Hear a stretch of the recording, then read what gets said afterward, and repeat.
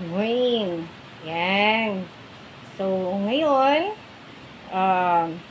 naglilinis ako ng bahay. Yan. Meron lang tayong mga pointers, mga payo, in between daw yung mga, alam niyo na, yung mga sinasabi nila na, ewan ko, ba't ito ngayon na nakikita ko ngayon sa TikTok, yung mga topic nila, no, yung the good and the bad, diba? Kapag daw kaaway mo, forever kaaway. No, mali yun. Actually, wala tayong kaaway. Kasi bakit? Wala tayong kaaway. You know, ang paigipagkapwa-tao, ano lang yan, a matter of yung tipo na ikaw na lang ang nag-iisip nun. Kasi, kung ano yung tinatrato mo sa kapwa mo, yun ang nakikita niya, di ba?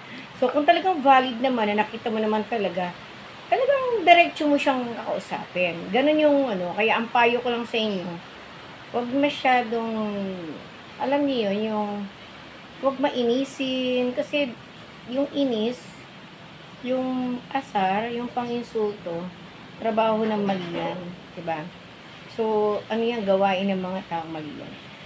Actually,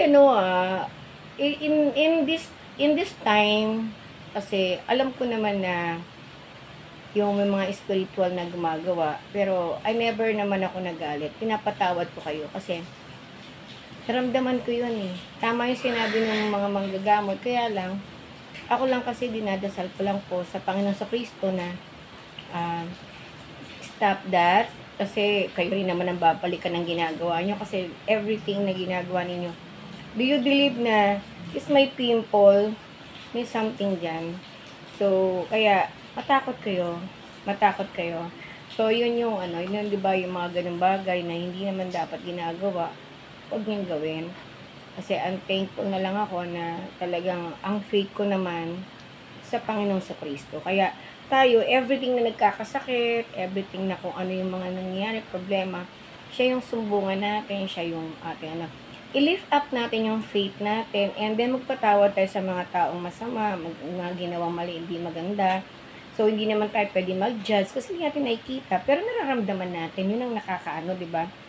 So, ako, niniwala ko about spiritual and science, kaya tumatakbo rin ako sa doktor, tumatakbo ako sa mga kakilala ko, na may mga kakayahan, na alam niyo yung papatingin lang ako, tapos I pray naman na pagpatawad, gano'n. And ako naman, nagdarasal ako, napatawarin sila, na sinisikap ko. Kaya, thank you, kasi tingnan niyo kung ginawa ko. Actually,